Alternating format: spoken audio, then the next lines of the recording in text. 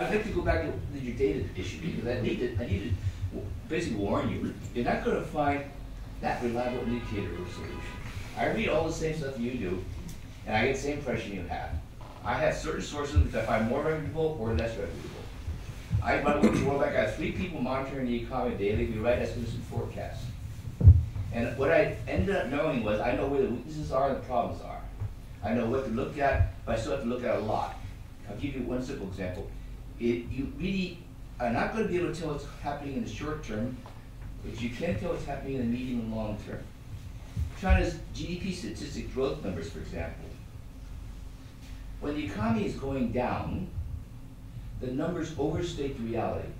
Actually, the economy is worse than what the numbers say. When the economy is going up, the numbers understate the reality.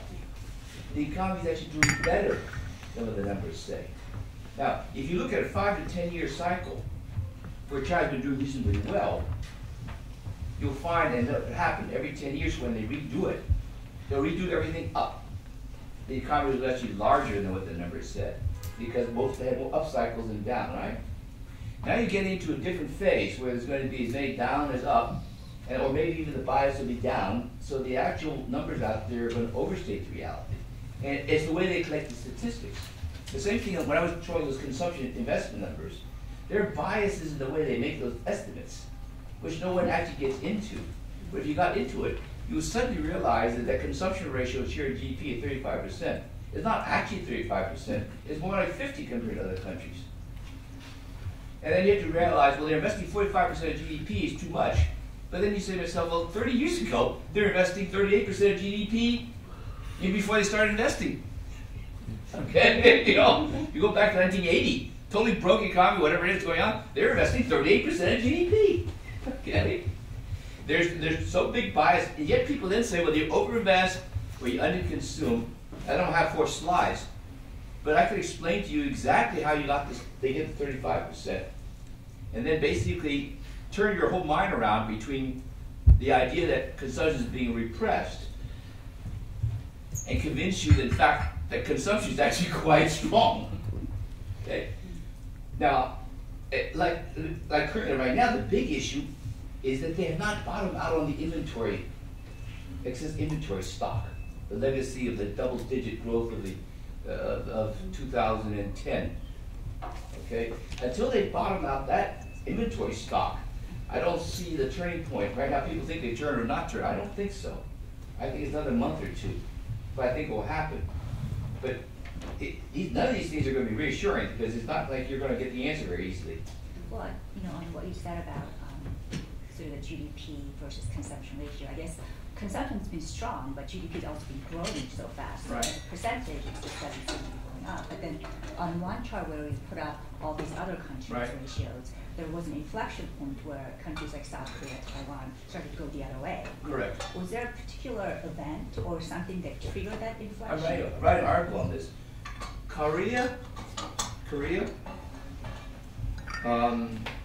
Taiwan, and the United States, actually.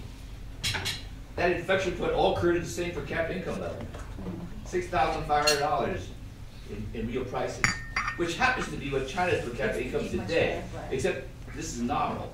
So China's inflection point, in my view, is going to occur about 5 or 6 years down the line when they hit the same thing in South Korea and Taiwan.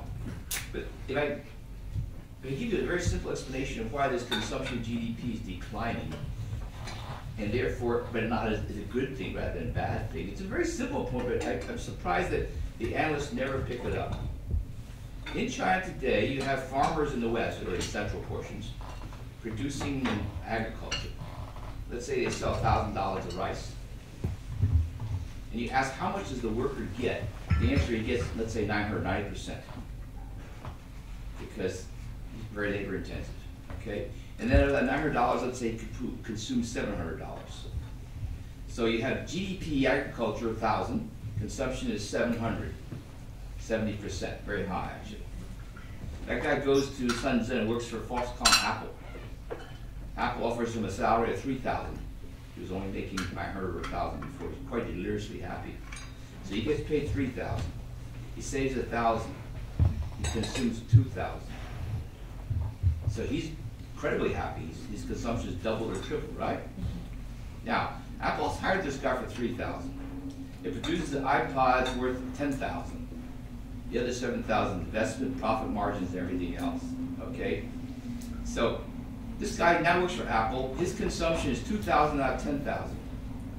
Industrial value added 20%. Every worker who moves from agriculture to industry changes the consumption to GDP ratio by pushing it downwards. Because it used to be 70% for him when he was in agriculture, now it's 20%. Now, when he moves over, what's happened in the system is his consumption goes up, his wages goes up, investment goes up, profits go up, exports go up. It's all very, very good for China. But the consumption, the share of GDP falls. What I'm astounded is that people write that as a problem. It's actually a sign of really strong success. It's precisely why South Korea, Taiwan, Japan, US, all had this. For the US, it was 1900, 1950, where consumption as a share of GDP fell by 50 percentage points of GDP, at the end of which US was the world's greatest industrial superpower. So I'm continually astounded by everyone writing that this imbalance is a sign of a vulnerability or weakness, when actually it's a sign of the few countries which have been extraordinarily successful.